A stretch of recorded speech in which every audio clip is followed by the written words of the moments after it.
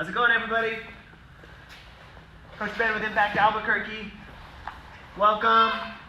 Hope everybody had an awesome start to your week. So we're going to go ahead and jump right into side control. We're going to cover the fundamentals of the position, and then we're going to look at a transitionary drill and finish it up with an escape from bottom. All right. So there's going to be the absolute kind of like fundamentals of this position, or what we're going to unpackage, and then we're going to look at one move from that. All right. So to get started, awesome. Scoot forward just a little bit that way. Thank you. Okay. So the first thing, right? My goal here is to immobilize and then expose this person's like extremities, right? So in immobilizing, I need to first make sure she cannot turn towards me. Pressure is how I'm going to do that, okay? So I want to go not just generally chest to chest, right? I'm going Ironman symbol to Ironman symbol, all right? I can't take credit for thinking of that clever little thing. That's Steve Whittier, right? But he's going Ironman symbol to Ironman symbol, or arc reactor to arc reactor, and I'm putting enough pressure on this person so that they cannot turn to me, all right? So I can't go over here. I can't put pressure over here because I've overcommitted, right? I'm going to get rolled. And I can't put all of my pressure here. Sure, I can push into her there, but I'm down too far past her center line, so there's nothing keeping this shoulder down, right? I have to be able to put pressure on her in a way that keeps that shoulder down. Now, the next thing I have to do, she's going to be trying to get this knee in the whole time, right? That's just how the position is. She's going to be trying to do the old school knee and elbow escape, which we're going to cover, right? But I have to block this hip out. I would say block the knee out, but it's going to be less effective. I need to block this hip out. That's why people get to this double knees forward position. All right, so I've got one, Ironman symbol to Ironman symbol. Two, I got to block out this hip on this side. Oh, no.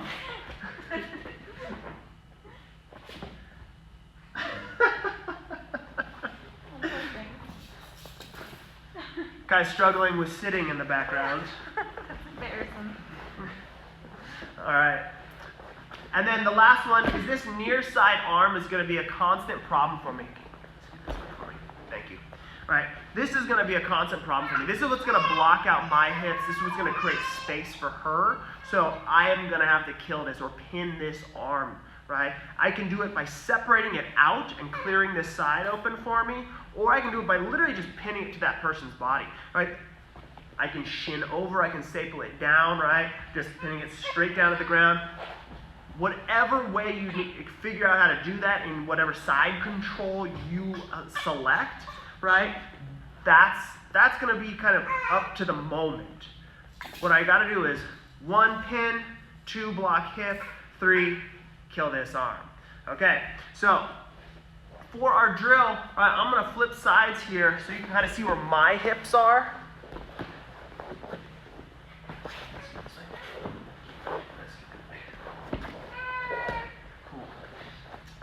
Okay, so I'm going to start knees in, then I'm going to go legs out, reverse Keisugatami, and then regular Keisugatami. Okay, so 1, Ironman symbol to Ironman symbol. 2, block hip, right?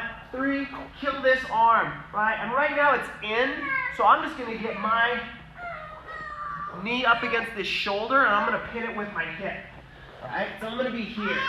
Really ribs up against this arm, pinning it down, keeping her from turning in. Alright, the next position, I'm going to go out. Still got lots of pressure on this person. I'm sagging all of it onto her, right? But I got to reach back to block that hip. So I'm switching my hands. Boom. Now I can go reverse Keisugatami. Right? If you want to create the pressure necessary in this drill, it should be on your toes and on your partner. No elbows touching the ground, no knees touching the ground, no hip touching the ground. All right? And that's going to create a whole different game. Right? So from here, I'm gonna throw it into reverse, and now I'm gonna hip switch back, right? I'm hip switching back, and I'm coming, isolating this arm, and hipping through. All right, same thing, right? If you want to create maximal pressure, it's hips are off the mat, my toes are driving in, and elbows are off the mat, right? My elbows are off the mat, right? And that's going to create a type of pressure that's going to make this person suffer. Horrible. And so from there, right, I can square back up. I'm going to square super high on the person so I can stay away from these pesky legs, right? Boom. Coming all the way up. Notice this arm is cleared out of the way. Totally killed. Okay, so one more time. The drill positions, I'm going to be knees forward up against the opponent. All right? Regular grips. You can go cross face. You can not do cross face. It really doesn't matter to me. Right? I just have to have those three things taken care of. Chest to chest. Block the hip, right? I'm going to be blocking with my knee initially, and then kill this arm. Initially, I've got it pinched between my knee and my ribs right there. I'm smashing it up against their body. When I go toes out, right, I am really sinking my hips in. I'm going to be on my toes, and then all the rest of the pressure is going to be on that person, right? No elbows on the ground. This is the one where I have to switch my grips and block that hip out. If I don't use my hand to block the hip out, they're just going to turn right back into me, okay? I'm going reverse Keisugatami after that, so I'm here. I'm going to switch, coming low, right? My hip is going to come through, and then from there, because I'm going to swing over to the far side, throw it in reverse, square, switch, hip through. Okay, so. Let's try it. Okay. This way? Yeah. Okay, here we go. I'm gonna grab you and drag you a little bit. Awesome. Okay, so knees are in. I'm pinning this arm between my knee and my ribs, right? I've got chest to chest. Traditional arm placement. My legs are going straight out behind me and I'm dropping my hips. Block her hip. Okay? Notice my elbows are on the ground, neither are my knees. Now I'm gonna reverse Keisugatami, right? So I just did the big hip switch through. Again, nothing's touching the ground. I start scooting my butt up to start clearing that arm out. I'm going to do another hip switch, keeping my knee tight to the person's body. Get that arm taken out. My arm comes back over. I capture, and I hip through, nice and tight. To finish, I'm going right back to that knees forward position. I'm just doing it way up by their head. Okay, so that's the drill that we're looking at with this position. It's a positional switching drill. It's just making sure you're checking off the three-piece criteria for security of the position. So from there, right, we need to look at like, well, what's the person's job on the bottom, right? They have to have good frames. They want their frames working together, and they need to try and turn and face that person. Right? If they're trying to not let me turn into them, that's a really good indicator that that is the thing that I want to actually do, right? If we kind of know what someone wants to do, we know how to reverse engineer that position, right? So. Sorry guys, some days are better than others. Okay. I'm gonna have you on top. Okay, so you can kind of see what's going on here. I'm gonna start with my legs down. I do not recommend you have your legs straight out flat. It's always heels to butt, knees to chest, right? But from here, right, I have to get my frames, I'm gonna flip 180 degrees. I have to get my frames to work together. That's why most people say prayer position, right? Go ahead and get down, right? But I just need them working together, right? So if they're on this side, both of them are on this side. If she puts her arm on the far side, go ahead and reach over and move this arm. Both of them are on this side, right? I'm not gonna have them split like this. That's no good for me, okay? Same thing here. I see people like trying to get their arms to work independently like this. That's no good for you, okay? Put them together. Use your forearms, all right? Heels to butt, all right? And I'm gonna start turning and facing towards this person any chance I get. They're trying to keep me flat, so I'm trying to get any edge I can to turn and face them at all times, right? And then with this escape, very specifically, I'm gonna be using my legs to begin the lifting motion right directly at this person, and then I'm going to transition that momentum into my arms, lifting at the elbow, not extending, not bench press, lifting with the elbows. So this person's not only going to go away from me that way, they're actually going to go towards you, right? So when I bridge into Kata, right, if I just bridge her straight up, she's coming straight back down, right? Like, just give me good pressure. Okay. Yeah, got it?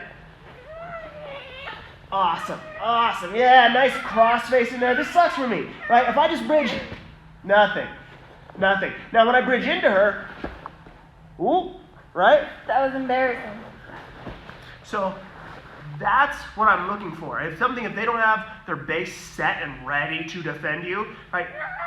I should knock them off, right? We see this in the kids class all the time because a lot of kids have figured out the bridge really, really well, right? But they haven't figured out the base part from the top position. They'll grab and they'll hug and they can't break each other's grips, but their base is narrow, and so that bridge, if done correctly, should knock that other person over, right? So, we're in here. I have my frames wrong, right. I have them working together, right? And then I'm going to bridge not only into that person, I'm going to bridge with my legs, transitioning into the elbows, elbows, so I lift them away and up from me. Now this is where the shrimp could occur. I shrimp my hips out, I bring my knee in. Okay, so let's show you the shrimp part. Bridge. Elbows. Now I'm going to shrimp. I might need 2 of them, right? But I shrimp, and then my knee's not coming across the floor because that's where her knee is. I'm going to bring it up and down, right? I'm actually turning my foot, the palm of my foot should face the sky, and I should bring it down and in, right? Down and in. And I'm changing that angle, right? Pushing on her with my shin, pushing on her with my frames. Life is hard,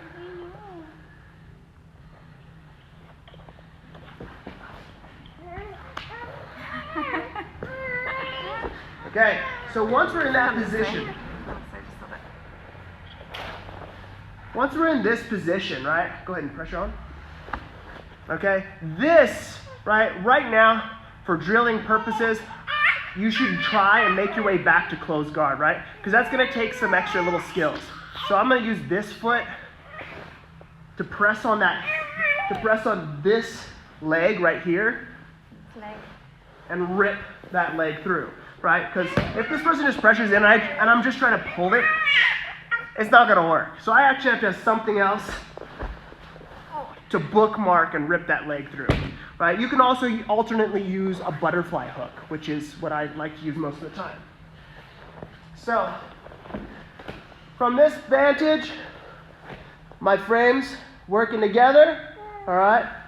Bridging into that person with my legs, then the elbows take over the work. Boom.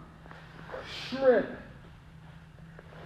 Knee in, square up, and you either press off of their hip or you butterfly hook in to clear that leg. Okay. So there is a top and a bottom drill. That escape is the escape, right? It's the fundamental escape in jiu-jitsu in general, right? But it's also that positional escape very specifically. And so that one in and of itself is gonna be the drill, okay? So we've got 2 drills there, a top positional switch, and then a bottom. So I think we have enough Cool.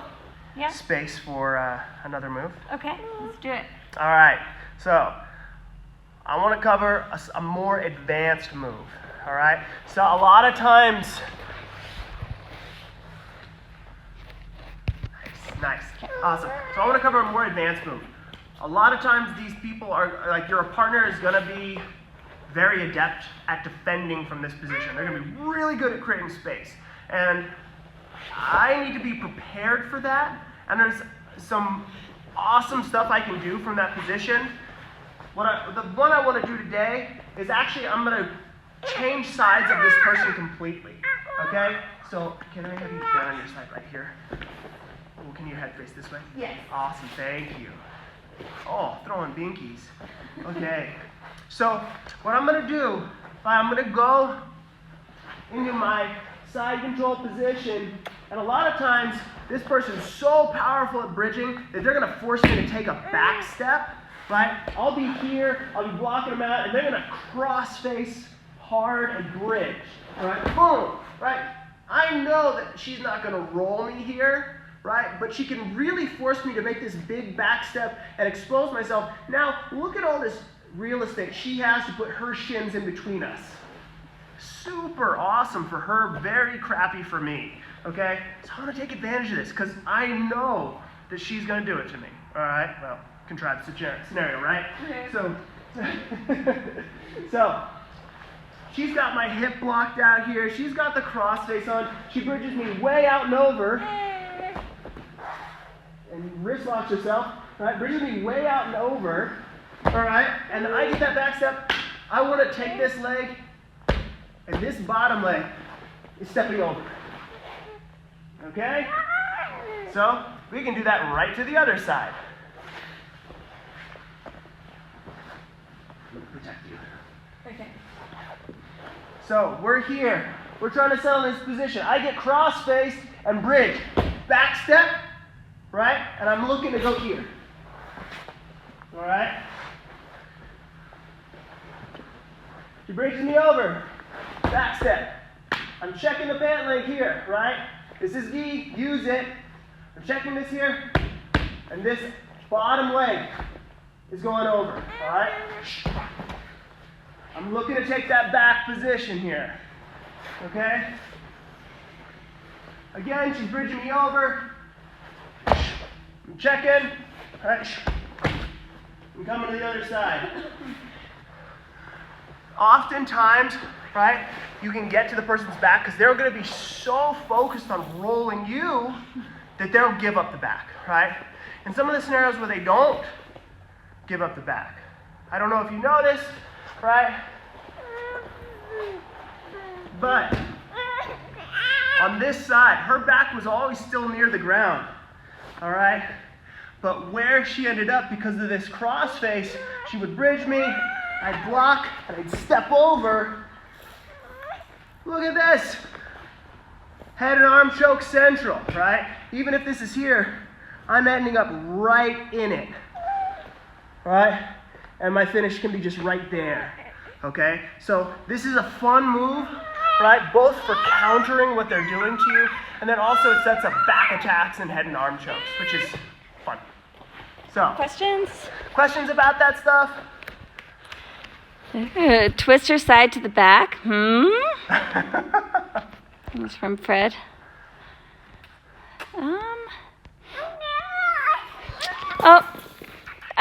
Drew Hollowell wants to know, is it bad if I just want to watch the little baby ninja in the back? What's up, guys and gals?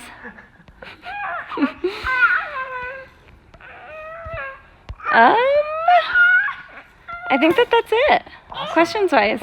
Awesome. So hopefully for the drilling stuff, hopefully that hits home and is useful, right? I know some of our younger Impact members are out there and they regularly watch this. Henderson's, I'm looking at you, right? This is a really important drill for when we get back to doing tournaments and things like that. We gotta be dialed in with our side control. The second move, right, where we're looking to skip over that one, right? Play with it. See what you think, everybody. Jeb wants to know, in either the Kisakatami, or in either Kisakatami, how are you keeping the arm off the ground that's across the body? across the body.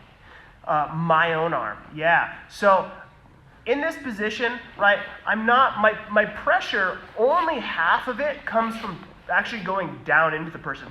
The other part actually comes from pulling this person, right? I really am doing like a row or a pull-up using them, right? I almost want to use monkey for this. Use the monkey. Hi, baby. So when I'm generating pressure, and I'll do it from regular Keisagatami here, right? We know that I normally, like, you can see me tilting here. This is coming from me taking my hip off the ground. My elbow is taking all that weight. Well, I don't want that, actually. When my hip comes off the ground, you should actually see me sag. You shouldn't see me arch over. If I arch over, that's because my elbow is acting as a lever point, okay? I actually want to attach to this person. I can just reach up and grab the shoulder, right? It depends on where they're at. If this is behind me, obviously, I'm going to be grabbing the head, okay? If this arm is here, right, I will take it whatever way I can. I'll grab the sleeve, I'll grab the actual shoulder, okay? I've got a bunch of options here, but as I sag my hip down and off this side, right, I'm actually going to pull up here. I don't need a lot of space. I just need to be able to basically put a piece of paper between my elbow and the mat, all right? So I'm really pulling up, right, and then she's bearing all of my weight right now, right? I can't even.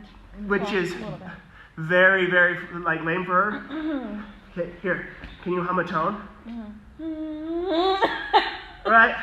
All right, so that's what you should test out. I'm sure one of your family members would be just psyched to test this out with you. All right, have them hum a tone, and then as you transition all of that weight onto them, have them try to hold it. Yeah. Cool. So that would be for either Keisagatami position, right? Reverse, normal. Nice. Sweet. Cool. All right, so again, I hope you had a great day, a good start to your week. I just want to encourage everybody to stay active. Keep pushing yourself, keep challenging yourself, right? And that might not look like it would normally when you're able to come to the gym, when you have a position that you're working and you go against people you know are very good at beating that position, right? And in light of that, right, you're gonna have to find new ways. And part of that's pushing, just like in jiu-jitsu, like we're experiencing day in and day out, right? It's about going outside of your comfort zone, okay? And what does that mean, right? Well, continue to push yourself may be as simple as just continuing to work out. But going out of your comfort zone, that's a harder one to identify an example for, right? Well, let's say you're generally fit, you still work out, but you haven't ran in 3 years. Go on a run. All right? Unless it's against a medical condition, right? Go on that run. Push yourself outside of your comfort zone. Pick up a book, all right? Spend some time reading. In fact, better yet, pick up a book you wouldn't normally, right? Read something that is something you would never normally pick out, okay? Take time to be quiet. Take time to be alone, by yourself, like really, really by yourself, not just with your family.